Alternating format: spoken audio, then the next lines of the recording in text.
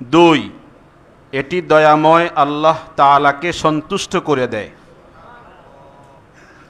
3, এটি অন্তরের চিন্তা পেরেশানি দূর করে দেয়।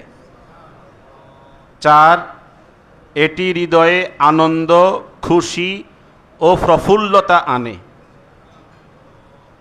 5, এটি হৃদয় ও শরীরকে শক্তিশালী করে। 6, এটি চেহারা ও হৃদয়কে আলোকিত করে। 7, এটি রিজিক টেনে আনে, রিজিকের দুয়ার খুলে দেয়। 8, এটি জিকিরকারীকে হাইবতের তথা ভক্তি, শ্রদ্ধা, ভয় ভীতির মিষ্টতা ও উজ্জ্বলতার পোশাক পরিয়ে দেয়। 9, জিকির আল্লাহ তাআলার ভালোবাসা সৃষ্টি করে, যা ইসলামের রূহ, দ্বীনের চালিকা শক্তি, সৌভাগ্য ও মুক্তির মূল বিষয়।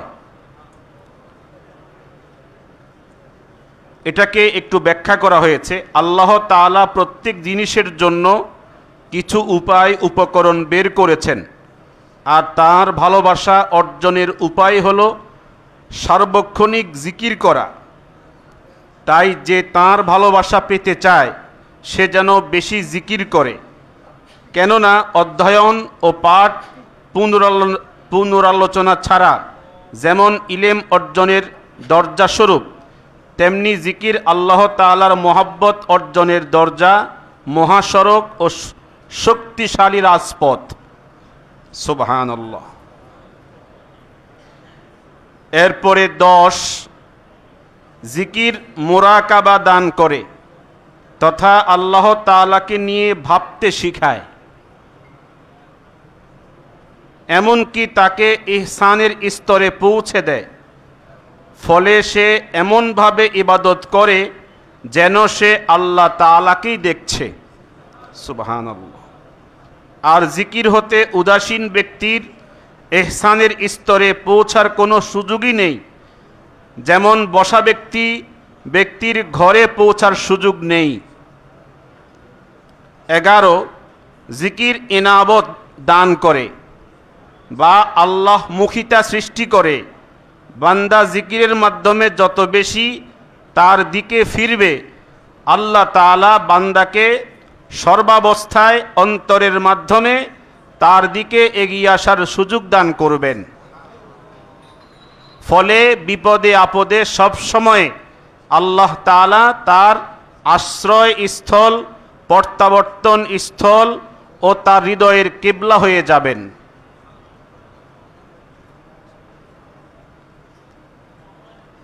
জিকিরের ফায়দা এখানে মনে হয় অনেক, আমি এখানে পড়েছি, অনেক ফায়দা এখানে হুজুর লিখেছেন, অনুবাদ করেছেন। প্রথমত এখানে আমি যে কয়েকটা পড়েছি, 12 পর্যন্ত পড়েছি, 13টা একটু শোনেন। 13 নম্বর হচ্ছে জিকির বান্দার জন্য আল্লাহ তাআলার মারেফাতের রাজপথ খুলে দেয়। আল্লাহ তাআলার মারেফতের রাজপথ খুলে দেয়। যার জিকির যত বেশি তার মারেফত তত বেশি। সুবহানাল্লাহ। 14 নম্বর ফায়দা, জিকির হায়বত বা অন্তরে আল্লাহ তাআলার ভয়, ভালোবাসা, বড়ত্ব সৃষ্টি করে এবং হুজুরে কলব বা আল্লাহ তাআলার উপস্থিতি বা আল্লাহ তাআলা আমার সঙ্গে আছেন এই অনুভূতি সৃষ্টি করে। সুবহানাল্লাহ। গাফেল এর ব্যতিক্রম, তার হৃদয় হতে আল্লাহ তাআলার হায়বত উঠে যায়। 15 নম্বর ফায়দা, জিকির আল্লাহ তাআলার দরবারে আলোচনার কারণ হয়। আল্লাহ তাআলা বলেন, ফাযকুরুনি আযকুরুকুম, অতএব তোমরা আমাকে স্মরণ করো, আমিও তোমাদেরকে স্মরণ করব। সুবহানাল্লাহ। জিকিরের যদি আর কোনো ফায়দা নাও থাকতো, জিকিরের যদি আর কোনো ফায়দা নাও থাকতো, তবে এই একটি মাত্র ফজিলত তার মর্যাদার জন্য যথেষ্ট ছিল। রাসূলুল্লাহ সাল্লাল্লাহু আলাইহি ওয়াসাল্লাম আল্লাহ তাআলার পক্ষ থেকে বর্ণনা করেন, ফাইন যাকারানি ফি নাফসিহি যাকারতুহু ফি নাফসি ওয়া ইন যাকারানি ফি মালাইন যাকারতুহু ফি মালাইন খায়রিম মিনহুম। নবীজি বলেছেন, যদি সে আমাকে মনে মনে স্মরণ করে, যাকারতুহু ফি নাফসি, আমিও তাকে মনে মনে স্মরণ করি। আর ওয়াইন যাকারানি ফি মালাইন, যদি সে আমাকে মজলিসে, ভরা মজলিসে স্মরণ করে, আমিও তাকে তাদের চাইতে উত্তম মজলিসে ফেরেশতাদের মাধ্যমে স্মরণ করতে থাকি। সুবহানাল্লাহ। 16 নম্বর ফায়দা, জিকির অন্তরে প্রাণের সঞ্চার করে। তাই শাইখুল ইসলাম ইমাম ইবনু তাইমিয়া রহমতুল্লাহ আলাইকে বলতে শুনেছি, তিনি বলেন, মাছের জন্য পানি যেমন, রুহের জন্য জিকির তেমন। পানি ছাড়া মাছের যে অবস্থা, জিকির ছাড়া দিলেরও সে অবস্থা। 17 নম্বর ফায়দা, জিকির দিল ও রুহের খোরাক।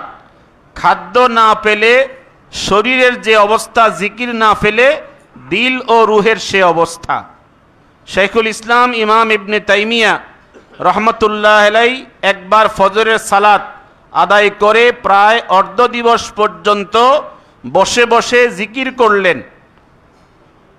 কে? ইমাম ইবনে তাইমিয়া রহমতুল্লাহ আলাই।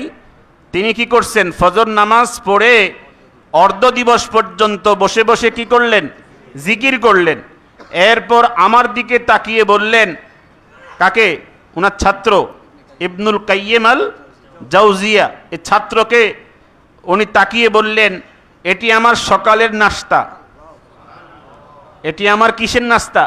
সকালের নাস্তা। এই নাস্তা না হলে আমি শক্তিহীন হয়ে পড়ি। সুবহানাল্লাহ।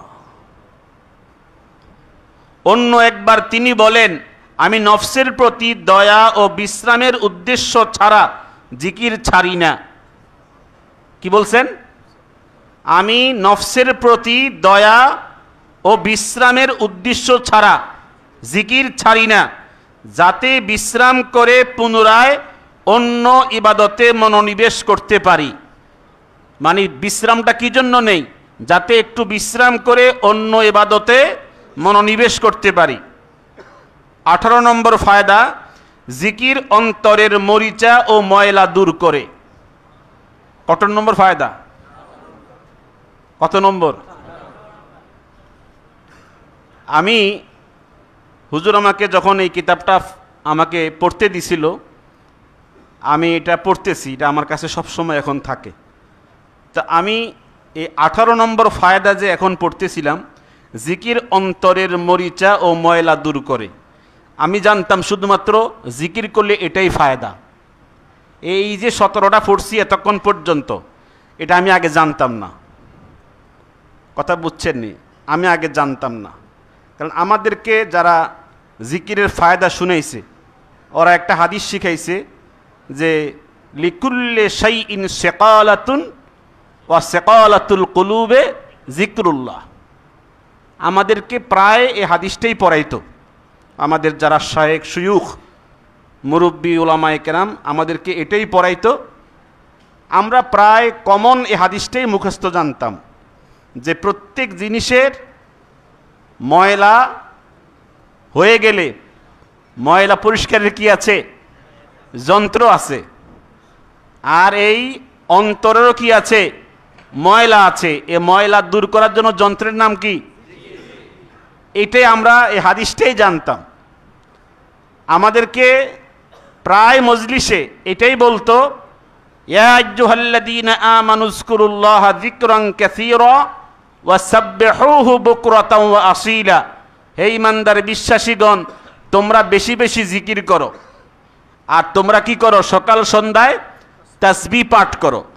আমাদেরকে এভাবে তালিম দেওয়ার জন্য প্রথমত এই আয়াতটা পড়তো, তারপরে পড়তো জানেন কোনটা? এটা লিকুল্লে শাইইন সিকালাতুন ওয়া সিকালাতুল কুলুবে যিকরুল্লাহ। এই আয়াত আর এই হাদিসটা পড়া এখন বলতো কি, আমাকে তো, আমি তো মুরিদ ছিলাম, তো আমার শায়েখ বলতো চক্ষু বন্ধ করেন। তো চক্ষু বন্ধ করে উনি কি করতো, নিয়ত করাইতো, আমি আমার কলবের দিকে মোতাবাজ্জে আছি, আমার কলব জনাব পীর সাহেবের দিকে মোতাবাজ্জে আছে, পীর সাহেবের কলব আল্লাহর দিকে মোতাবাজ্জে আছে, আল্লাহ থেকে জিকিরের ফায়েজ আমার কলবে আসুক, ইয়া আল্লাহু ইয়া আল্লাহু ইয়া আল্লাহ। কি ওখান থেকে আমি কোনো আপনাদেরকে কোনো তালিম দেওয়ার জন্য এই নিয়ত শিখাইতেছি না, এটা আমাকে যারা আগে তালিম দিত ওই নিয়তটা আমি শুনাইতেছি, আমনগরে শিখাইতেছি না মূলত।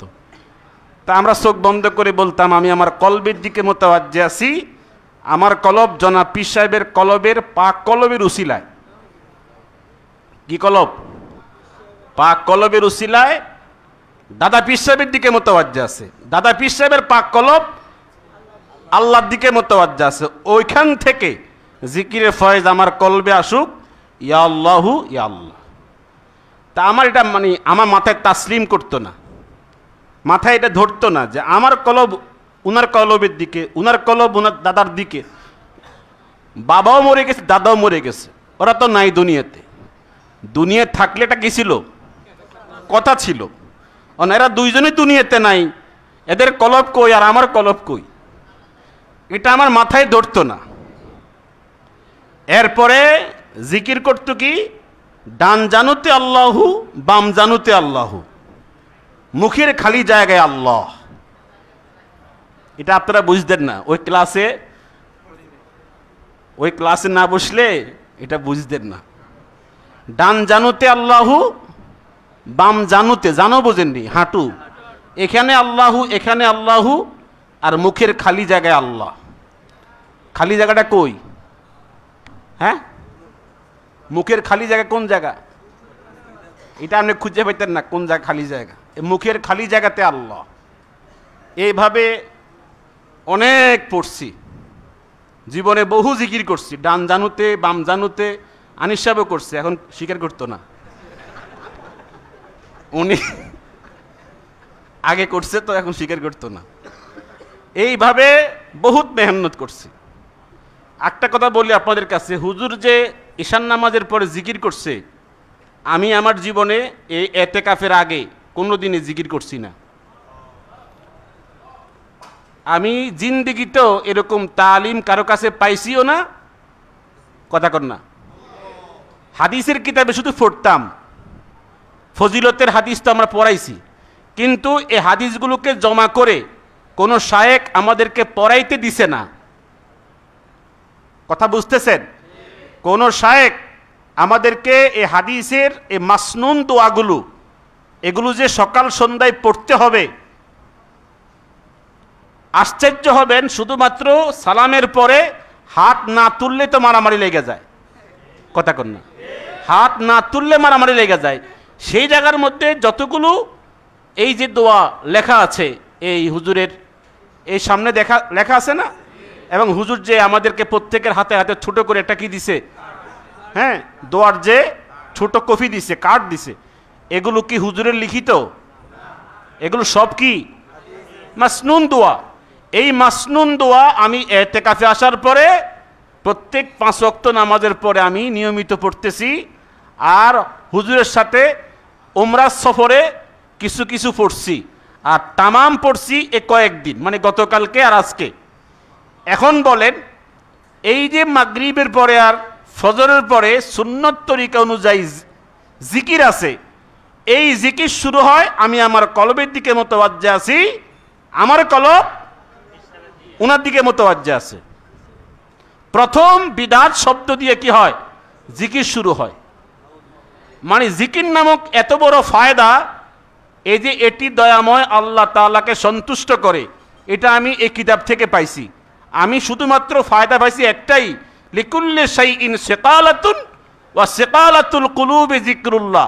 এই ফায়দা আমার শায়েখদের থেকেও শুনছি, নিজেও ভাবতাম যে জিকির করলে ময়লা কি হয়, দূর হয়। অনেক মেহনত করছি ডান জানুতে আর বাম জানুতে, ময়লা হয়েছে এখানে, কথা কন না, ময়লা কোথায়, আর আমি হাঁটু পরিষ্কার করি। এখন লাইভে শুনলে অনেকে আমার উপরে খেপে যাবে যে গোমর ফাঁস করতেছি। আরে গোমর ফাঁস করার কথা হলো, ময়লা হলো এখানে, আর হাঁটু পরিষ্কার করে লাভ হবে? আর খালি জায়গা, মুখের খালি জায়গাতে এইভাবে আমি জিকির করছি, জিকির শিখছি, আর পিছনের এই জিকিরগুলোর কি অবস্থা হবে এটা আল্লাহ ভালো জানে। যাই হোক, আমি বলছিলাম যে কথা, যে জিকির অন্তরের মরিচা দূর করে। যেমনটি হাদিসে বর্ণিত হয়েছে, প্রত্যেক জিনিসের মরিচা ও ময়লা আছে। দিলের ময়লা ও মরিচা হলো প্রবৃত্তি ও গাফলত, আর একে পরিচ্ছন্ন করার রেত হলো জিকির, তাওবা ও ইস্তেগফার। সুবহানাল্লাহ। 19 নম্বর হচ্ছে জিকির গুনাহ খাতাকে মুছে দেয় ও দূর করে দেয়। কেননা জিকির সর্বোত্তম নেক আমল। ইন্নাল হাসানাত ইউযহিবিনাস সাইয়্যাত। একটা কথা আপনাদেরকে শুনাইতে হয়, কেউ হয়তো আমাকে ভিন্ন মন্তব্য করবেন না। আমি এই যে 10 দিন এতেকাফ করা, রাসূলুল্লাহ সাল্লাল্লাহু আলাইহি সাল্লাম তার সারা জীবনে কি করেছেন? এতেকাফ করেছেন, কোনোদিন ছাড়েন নাই। এটার যে ফজিলত, যে মর্যাদা, যত হাদিস আমার দোস্ত আনিসুর রহমান আশরাফি সাহেব গত রাত্রে এবং আমাদের শায়েখ গত রাত্রে অনেক কথা আমাদেরকে শুনাইছেন না? আমি জীবনভর 21 বছর শুনছি, বছর 365 দিন। এর মধ্যে আপনারা 7 দিন কি করবেন? এই দুনিয়া থেকে আলোক থাকবেন, পৃথক থাকবেন। কয়দিন? 7 দিন। এই 7 দিন আমার দাদার দাদা কি করছে? রচনা করছে। এই 7 দিন কি রচনা করছে? যে আমার দাদার দাদা এই 7 দিন খাস মাহফিল রচনা করছে। আপনারা এই 7 দিন কি করবেন? দুনিয়ার সব কাজকর্ম ছেড়ে দিয়া এই 7 দিন এখানে কি করবেন? পড়ে থাকবেন। তাহলে আপনাদের অনেক ফজিলত হবে। এখন আপনারা বলেন, আমি 5 দিন, আপনি 7 দিন, আরেকজন 10 দিন, এরকম দিন কি করি আমরা? রচনা করি। বছরে কোনো দিন থাকবে? কথা কন না। বাবা 7 দিন, চাচা 10 দিন, নানা 15 দিন, এরকম প্রত্যেকে দিন ধার্য করে ফেললে আর বছরে দিন থাকবে? এই 7 দিনের জন্য যেই পরিমাণ আগ্রহ নিয়া, যেই পরিমাণ ভালোবাসা নিয়া এই 7 দিন পড়ে থাকে, কিন্তু এই মানুষগুলো এতেকাফের জন্য সামান্য দিলে কাঁদে না। কথা কন না। সামান্য দিলে কাঁদে না। আমি এটা নিয়ে ভাবলাম, যত বিদাত অত কি আগ্রহ। কথা কন না। যত বিদাত অত কি আগ্রহ, খুব আগ্রহ। আমনের সারা দেশ থেকে হাজার হাজার লোক জমায়েত হয় 7 দিনের জন্য, কিন্তু এতেকাফের জন্য, নবীজির সুন্নতের জন্য এই 10 দিনে এতেকাফ করবে এমন লোক বাড়ি চালান দিয়েও খুঁজে পাওয়া যায় না। তো আল্লাহ মাফ করুক, আমাদের শায়েখ হাকিমুন নফস আরিফ বিল্লাহ শায়েখ মুফতি মুশতাকুন নবী কাসিমি হাফিজাহুল্লাহ, তিনি এই যে 10 দিনের জন্য এতেকাফের, আপনারা, আমি নিজেকে নিজে মিলাইতেছি যে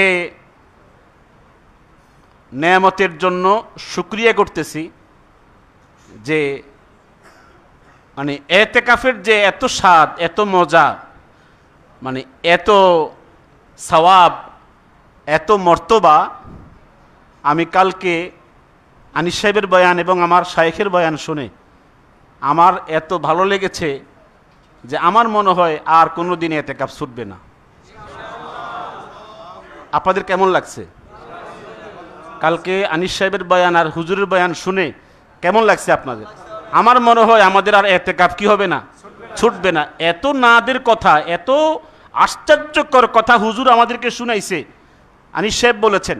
তো আমার মনে হয় এত ফজিলতের কথা তো আমি বিগত আমার জীবনে, এর জন্য এত গুরুত্বপূর্ণ কথা, রাত্রে প্রায় 12টা কত বাজে 20, আমাদের অনেকের চোখে ঘুম ছিল না। কথা কন না। কি আশ্চর্যকর কথা হুজুর শুনাইছে। তো এমন ফজিলতের কথা মানে বলতে বলতে আরেক দিকে চলে যাওয়া লাগে। হুজুর যে বইটা থেকে বলছে, কিতাব থেকে বলছে, এটা কি বাংলা কিতাব? হ্যাঁ, আমরা তো এখানে মুফতি ইউসুফ বিন ইকবাল সাহেব আছেন, আমার দোস্ত আশরাফি সাহেব আছেন। হুজুর যে কিতাবটা পড়ছে এটা এমন একটা শক্ত এবারতের কিতাব, এটা সাধারণ কোনো আলেমকে দিলে ঠিক করে জবরজেট দিয়ে পড়তে পারতো না। কথা কন না, থাকতো অনুবাদ করে ব্যাখ্যা করে বুঝাইয়া দেওয়া, অত্যন্ত হার্ড একটা শক্ত কিতাব। হুজুর যেমনে প্রাঞ্জল ভাষায়, বিশুদ্ধ ভাষায় এটা পইরা পইরা সরাসরি অনুবাদ করে ব্যাখ্যা করে বুঝাইয়া দিছে। এই কিতাবটা বুঝাইয়া দেওয়ার দক্ষতা যোগ্যতা সম্পন্ন পীর আমাদের দেশে খুব অভাব, বহু অভাব। এইটার মধ্যে যে কি আছে, ওই উমক শায়েক তুমক শায়েক তো কিতাবটা দেখে কাঁদবে, চোখের পানি ফেলাইবে, ভিতরে কি লেখছে, কি হয়েছে এখানে বুঝতোই না। এত আশ্চর্যকর কথা হুজুর শুনাইছে। আমি চাইছিলাম আজকে এই কিতাবটা একটা নজর দেখার জন্য, যেহেতু হুজুর এখন পড়তেছে, মোতালা করতেছে। মদিনাতে, মক্কাতে মানে খাউফ এবং খাসিয়তের উপরে, আল্লাহর ভয় ভীতির উপরে একটা কিতাব দেখছি হুজুরের হাতে, এখনো আছে। আমি জীবনে ওই কিতাব দেখি নাই। মানে এমন এমন আশ্চর্য কিতাব হুজুর মোতালা করে, আমার মতো এই আদনা নগণ্য আলেম এই কিতাবের নামও শুনি নাই জীবনে। এজন্য কত বড় নিয়ামত আমাদের শায়েখ আমাদের জন্য, যেই কথাগুলো কোনো আলেম সচরাচর এই কিতাব দেখবেও না, পড়বেও না, সেই কিতাবগুলো মোতালা করে হুজুর আমাদেরকে শোনাচ্ছেন, আমাদেরকে তালিম দিচ্ছেন। এতে প্রত্যেকটা ক্লাসের দাম কত, এটা আমরা ওজন দিয়ে শেষ করতে পারতাম না। কথা বলেন নাকি? হুজুরকে যেখানে 5 বছর 10 বছর মিলাইয়া একটা প্রোগ্রাম পাওয়া যায় না, সেখানে হুজুর এক বসায় 1.5 ঘন্টা, 1.25 ঘন্টা আমাদেরকে বয়ান শোনাচ্ছে। এটা আমাদের জন্য কত বড় নিয়ামত। কথা বলেন নাকি? এজন্য আমার মনে হয় হুজুরের বয়ানের সময়, আমার দোস্ত আশরাফি সাহেব বয়ানের সময় যদি আমরা জিমে থাকি, এই মণিমুক্তাগুলো হারায়া যাবে। হ্যাঁ, হারাবে না? এজন্য খুব গুরুত্ব দিয়া আমাদের শায়েখের কথা।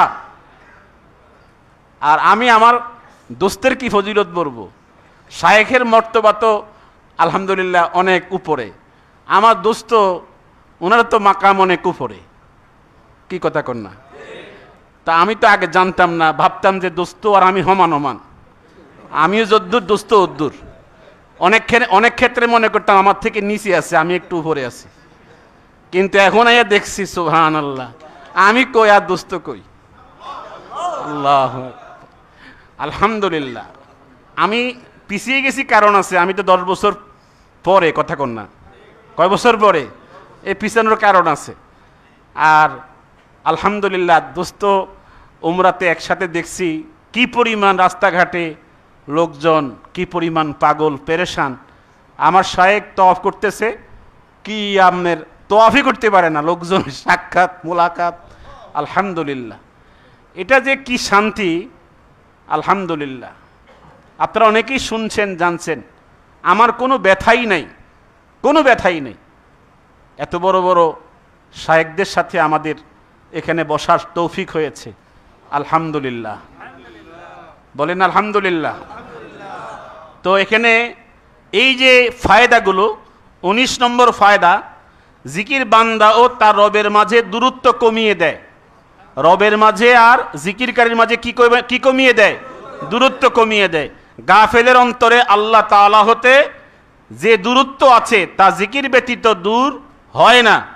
21 নম্বর ফায়দা, বান্দা যে সকল জিকির, আজকার, তাসবিহ, তাহমিদ দ্বারা আল্লাহ তাআলার জিকির করে, বান্দার কঠিন সময়ে সে সকল জিকির আজকার তার আলোচনা করতে থাকে।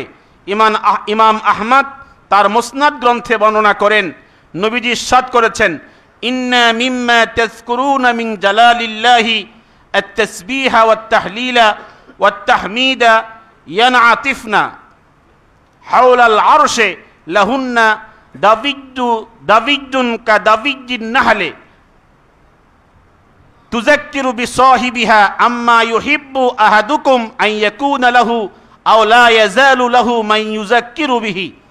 নবীজি বলেছেন, হযরত নোমান ইবনু বশীর রাদিয়াল্লাহু তাআলা আনহু বর্ণনা করেছেন, নবীজি ইরশাদ করেছেন, তাসবিহ সুবহানাল্লাহ, তাহলিল লা ইলাহা ইল্লাল্লাহ, তাহমিদ আলহামদুলিল্লাহ এর মাধ্যমে তোমরা আল্লাহ তাআলার যে মহিমা বর্ণনা করো তা মৌমাছির গুঞ্জরণের মতো শব্দ করে আরশের চারপাশে ঘুরতে থাকে, সেগুলো নিজ নিজ প্রেরকের কথা উল্লেখ করতে থাকে।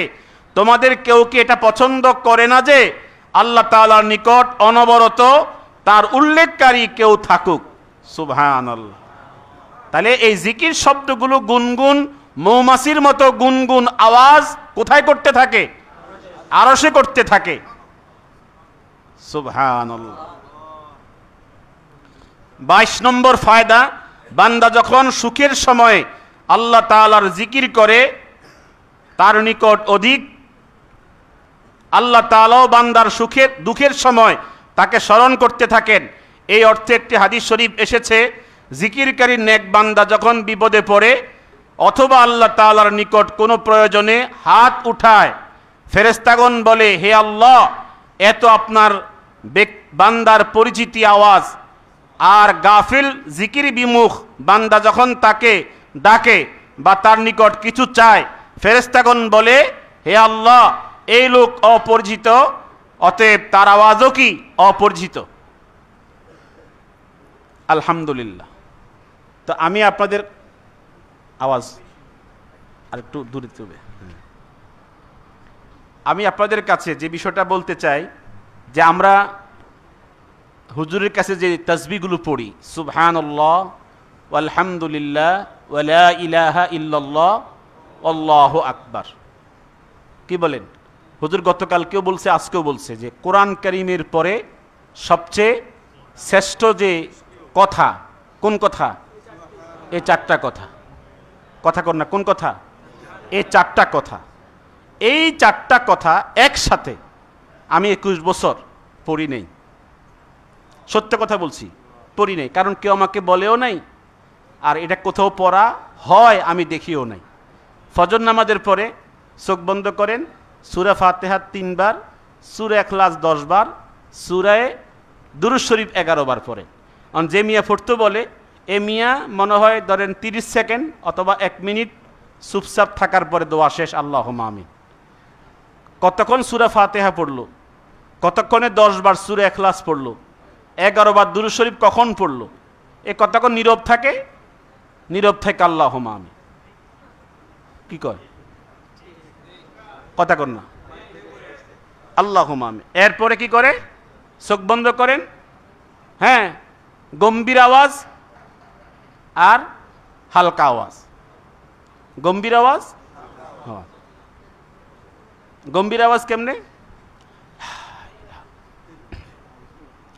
এটা হলো হালকা আওয়াজ, ওটা হলো গম্ভীর আওয়াজ। আমরা বুঝতে না, এগুলা অনেক জটিল কথা।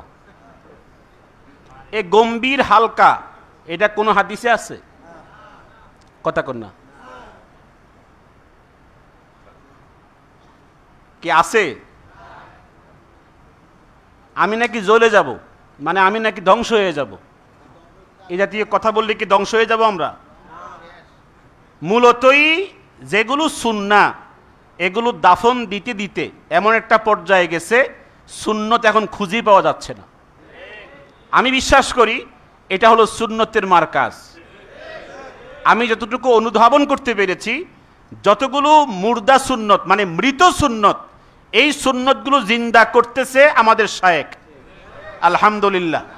এজন্য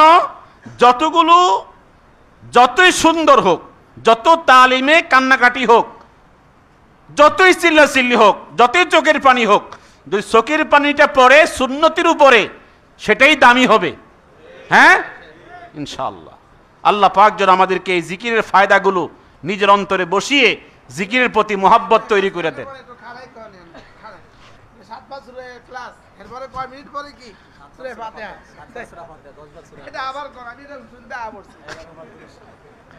না মানে এমনি সবাইকে বসাইয়া 3 বার সূরা ফাতিহা, 10 বার সূরা ইখলাস, 11 বার দুরূদ শরীফ পড়েন। এটা বলার পরে সবাই চোখ বন্ধ করে ধরেন আধা মিনিট অথবা 1 মিনিট, এরপরে গিয়া পড়া তো সবার শেষ হয়ে গেছে। না, আমি তো আসি, তা আমি তো মধ্যখানে আসি না একজন। তো এর মধ্যে শেষ আল্লাহুম্মা আমিন। তো এখন ফাতিহা পড়তে 3 বার অন্তত তো 2 মিনিট লাগে, লাগে তো 3 বার না। এরপরে সূরা ইখলাস 10 বার পড়তে অন্তত 5 মিনিট লাগার কথা না। ধরেন 3 মিনিট, কয় মিনিট? তো 2 আর 3 কত? 5।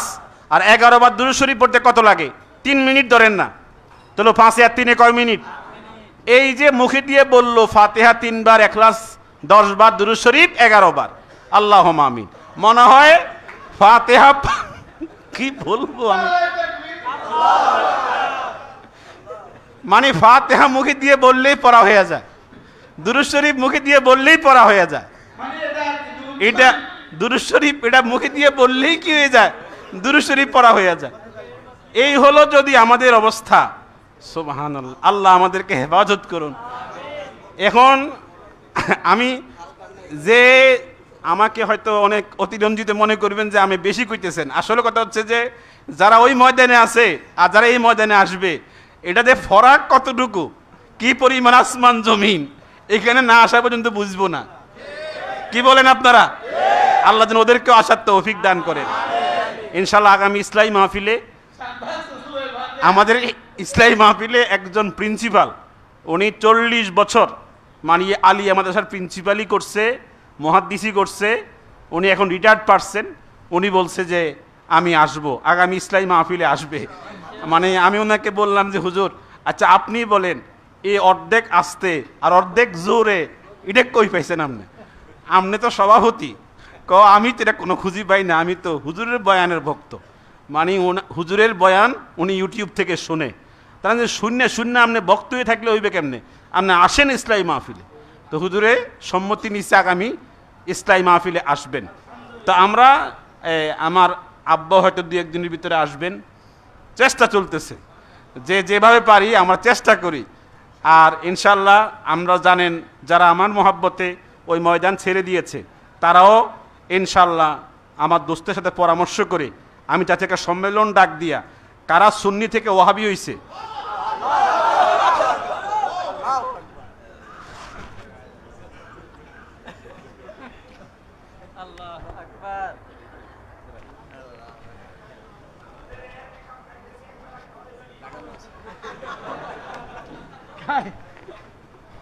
খাইবানি বিসমিল্লাহ, খাওয়াইবানি খুন করলে মনে আমাদের মোতা কিন্তু একবেলা খাওয়াইবানি, তুমি ও খাইবানি বিসমিল্লাহ, খাওয়াইবানি খুন করলে।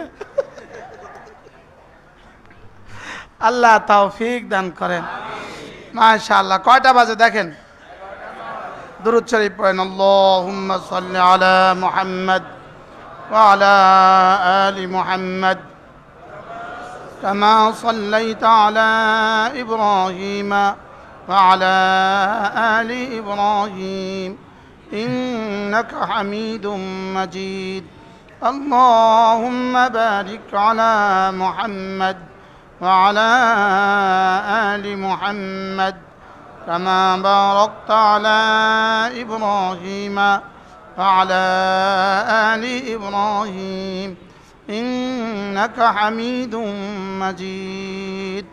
আমরা এখন বাজে 11টা, যদি 2টায় দাঁড়াই তো উঠতে হবে 1:30 বা 1:45। কেমন? এখন থেকে 3 ঘন্টা বাকি আছে। কয় ঘন্টা? এই 3 ঘন্টা শরীরকে দিয়ে দেন, ঠিক আছে ইনশাআল্লাহ? দ্রুত গিয়ে ওযু ইস্তিনজা করে আমরা শুয়ে পড়বো ইনশাআল্লাহ। ঠিক 2টায় প্রত্যেক ফ্লোরে আলাদা আলাদা ইমাম দাঁড়াবে, প্রত্যেক ফ্লোরে সমস্ত ফ্লোরের জিম্মাদারান ইমাম ঠিক করেন। ঠিক 2টা বাজে উনি দাঁড়িয়ে যাবে, এই তোমরা আসো, তোমরা আসো, আপনারা আসেন, এটা বলবো না। এটা কি তাদাই আর নওয়াফিল নাই, এটা তাদাই হবে। এটা কি হবে? তাদাই হবে, ডাকাডাকি নাই। কি করবো না বলেন? ডাকাডাকি করবো না। ইমাম সাহেব দাঁড়িয়ে যাবেন, পেছনে যারা পারেন দাঁড়িয়ে যাবেন, ঠিক আছে ইনশাআল্লাহ? এটাও যেন সুন্নতের খেলাফ না হয়, এটাও যেন কি, এখানে মাইক দিয়ে একজন পড়বে, 5 তলা দাঁড়াবো, এটা সম্পূর্ণ সুন্নতের খেলাফ হবে।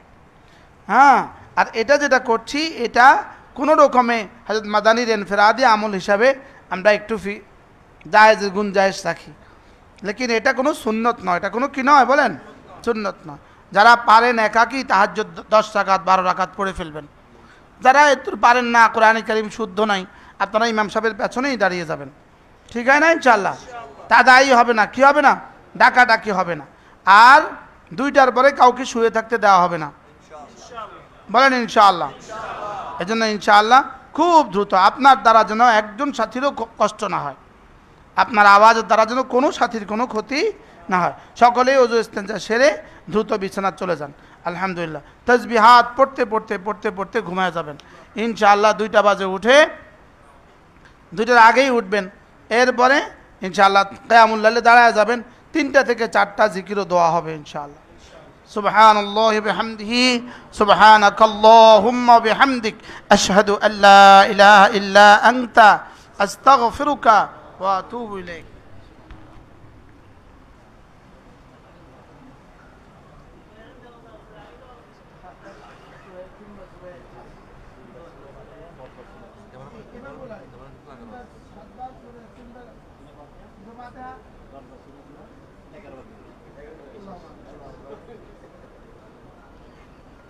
কার কাছে আল্লাহকে শুনে না,